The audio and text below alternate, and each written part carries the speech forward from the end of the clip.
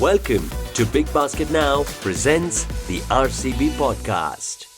In the first 108 years of India's history at the Olympics, we didn't have a single individual gold medal. But in 2008, it all changed when a soft-spoken, quiet Punjabi Munda from Dehradun shot his way to the historic gold in 10-meter air rifle event at the Beijing Summer Olympics. It paved the way for a glorious revolution in Indian Olympic sports history. I have with me the man with the golden arm, Abhinav Bindra. Welcome to the RCB Podcast. Very nice to be with you. Thank you so much for taking the time. So looking forward for this.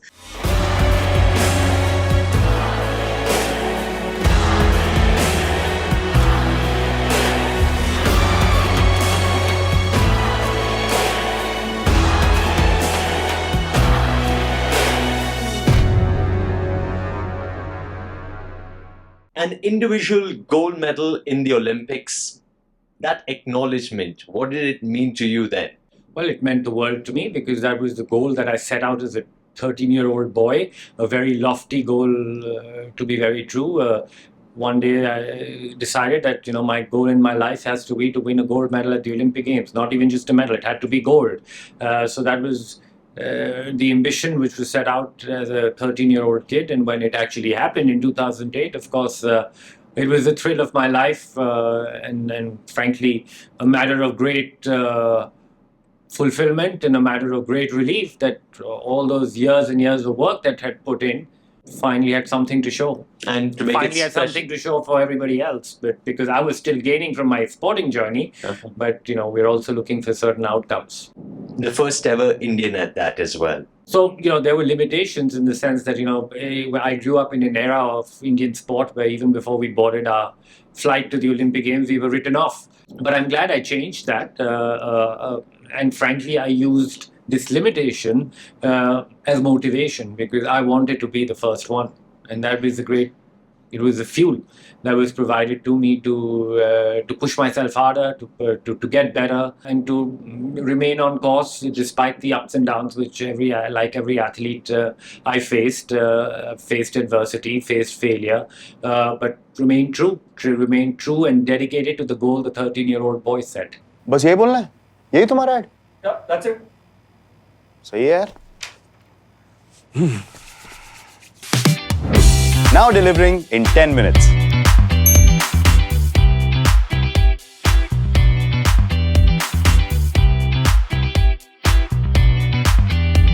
Let's get into the details of how things changed before and after the Beijing Olympics. What did you notice and what comes to the top of your mind? Well, at a personal level, frankly, not much changes, to be very honest. The sport doesn't change. The target was still 10 meters away. The size of the bullseye remained the same. Of course, external aspects changed to a degree. There was more expectation that needed to be processed and needed to be dealt with. Also, at a personal level, motivation changes. I competed at 5 Olympic Games, and in each of those games, I went in as a different person. I was a different person as a 17-year-old in Sydney. I was different as a 25-year-old in Beijing when I succeeded, and I was totally different as a 35-year-old at Rio. So I looked at my pursuit was very different in each of those games because I kept evolving as a human being. I kept evolving as an athlete. Things kept changing. My body kept changing. My mind kept evolving, and I had to stay on course to continuously adapt. So all these, we can talk about the obvious. There was more expectation. People started knowing me, blah, blah, blah. But at the end of the day, what really needed was adaptation. And adaptation and change is a constant in any athlete's career. Whether you win, whether you lose, there will be a certain amount of change. And it is about how you deal with success and how you deal with failure. Each comes with its unique sets of challenges. Right. Failure is one thing to deal with, but success is also not easy to handle, and it just requires understanding of your own self, most importantly. What about the revolution it created in India? When you came back home, did you think things are changing for better? Now that I have a little bit of time to reflect, because this medal came centuries ago, I think the biggest impact it had was on the mindset of Indian athletes. Already talked about the generation I grew up on, a defensive generation. And from one day to the other, the Indian athlete just had more belief in themselves, that they could go out and win, and they could stand on the top step of an Olympic podium. They were suddenly, from a day to the other, aiming much higher. I'll give you a small anecdote. 2 years after my victory in Beijing, I competed in a selection trials domestically in Delhi. So I went to the shooting range on the morning of the competition, and I was allotted a firing point next to a 12-year-old boy. So I go in the morning of this competition and say good morning to him, and this 12-year-old boy looks me up in my eye to eye and tells me, I know who you are, but I'm going to beat you today. So that just showed me the change of mindset. And just for the record, I did manage to beat the kid on that particular day. Nice one.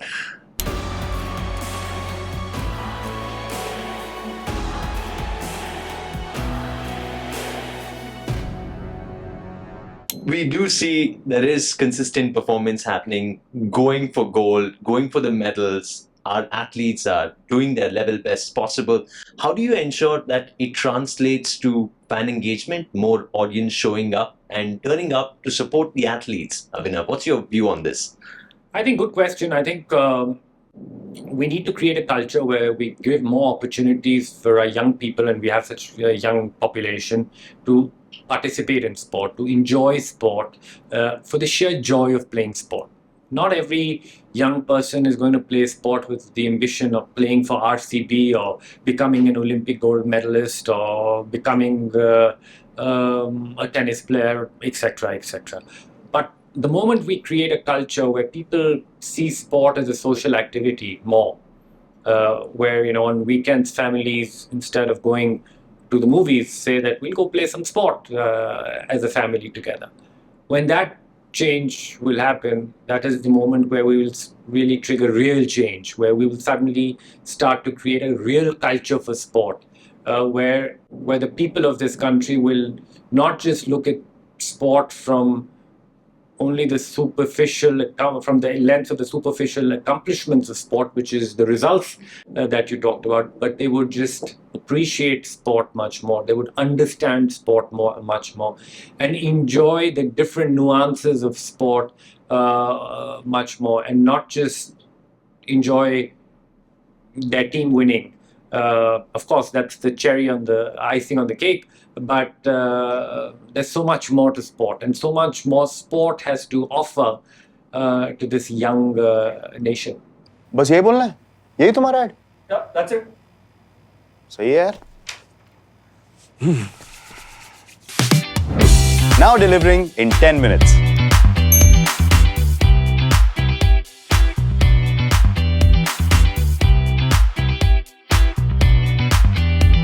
I mean, what motivates you, or what motivates an athlete towards being that number one? Is it the gold, or is it the medals, or the process, the love for the process?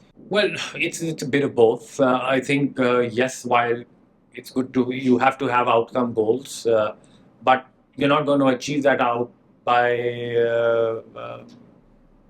achieve that outcome that you set out by chanting that I want to win a gold medal. I want to win a gold medal. You're not going to be able to achieve that goal. Right. How are you going to achieve that goal? You're going to achieve that goal is by immersing in that process, trying to be better every day, trying to perfect each little part of your performance, and enjoying that process. Because a sports career is a hard career. It's a tough career, because I think the only guarantee a sports career offers is that there is absolutely no guarantee for success. And how do you truly go all in a career which has a fair amount of risk involved in it? You do that by really loving what you do and finding joy in effort. I think that is. I think not just unique to sport, but I think unique to any successful enterprise or unique to successful people.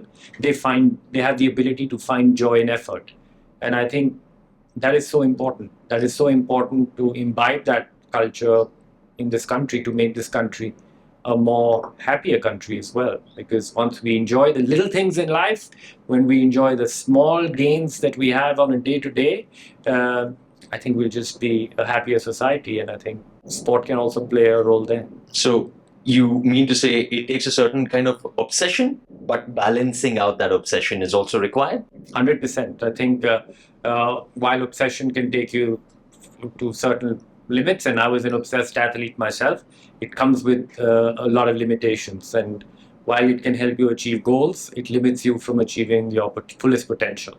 And you want more athletes and more young people in India achieving their fullest potential in different walks of life. Abhinav, a lot of people would want to know how you deal with failures when things aren't in your control. Let's say the incident of the Athens Olympics where the board was not in your control. How exactly did you go about it? Do you mull over it? Do you let it go over your system?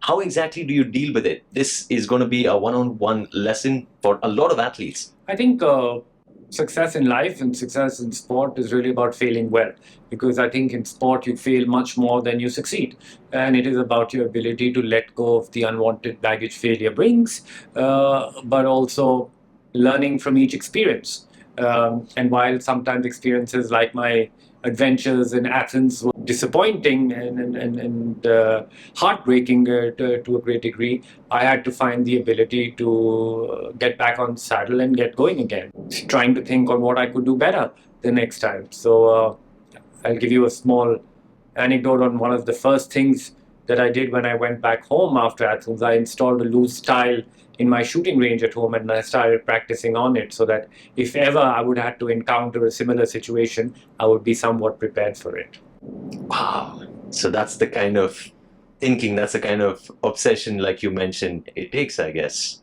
It is attention to detail. It is about trying to take every vertical out of the equation.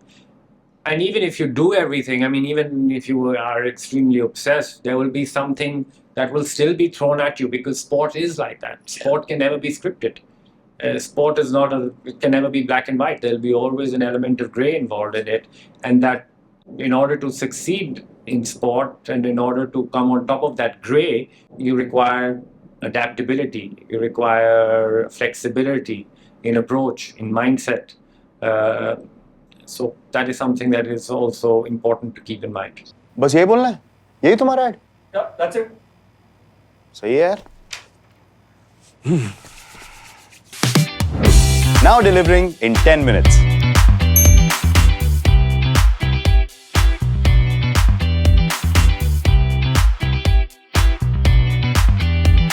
Let's talk about our nation as a sporting nation. What are the strong foundation pillars that are required for a strong sporting nation, according to you? I think looking at sport from a larger perspective, looking at it from a larger lens on how sport can contribute towards nation building is a good starting point. So far, we've looked at sport as, our athletes winning medals or our cricket team winning. And fantastic, that's great. That's what I did for most of my life. But I think we should really look at how sport can contribute to the health of this nation, the mental and physical health of this nation, on how sport can help in education and in how young kids can imbibe values through sport more effectively, because as you know, there's no better way than sport to build characters. And we have such a young society, and how do we build character through sport? The economy, how sport can contribute to the economy, how sport can contribute towards women's empowerment. No better way than creating role models through sport to break social barriers. So all in all, we have to see how sport can make how our country can get better through sport. And when you have that mindset, you start building policies across the board involving sport much more, making sport more inclusive. And hopefully, by doing that, you build a bigger base, you build a larger culture for sport in the country. I think what we talked about earlier on is the joy of effort. Sport is all about finding joy in the day-to-day, is finding joy in effort. And if we are able to teach our young kids that, I'm sure that they will learn invaluable life lessons, which will hold them in good stead in wherever life takes them.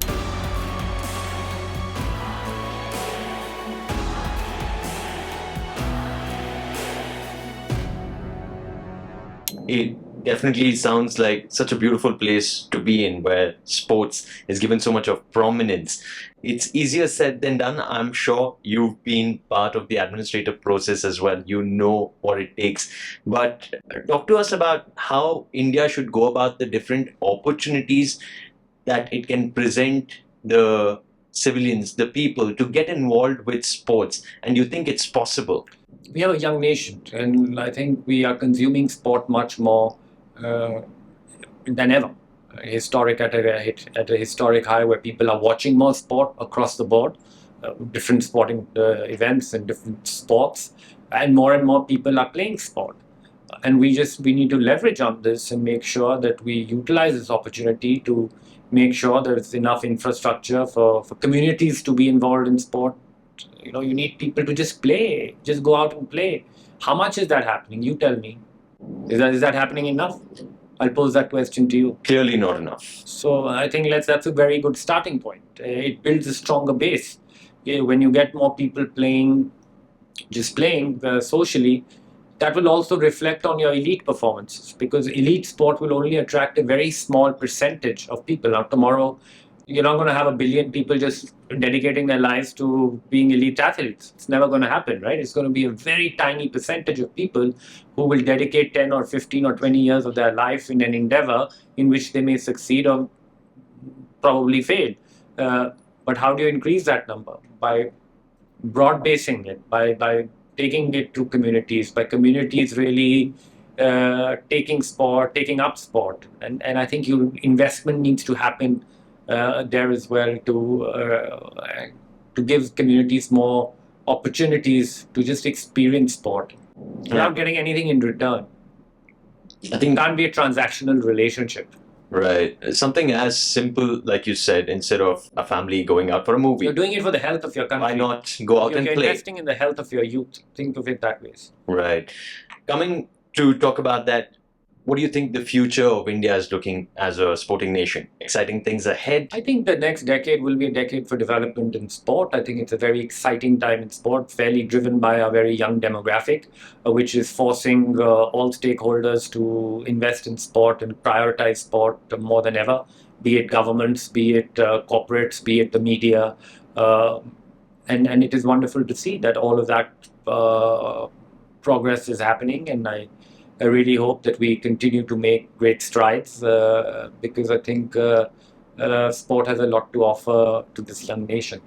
It's fantastic to see you here. RCB Innovation Lab, Leaders India Meet, the first of its kind, happening in our country. What are your biggest takeaways from these 2 days? Absolutely wonderful. Congratulations to RCB and your Innovation Lab to bring this global conference to India. We need things like this. We need thought leadership in Indian sport. We need more people getting excited about Indian sport. So my sincerest compliments and congratulations to each one of you to having pulled this one off really well, and all the best for the future.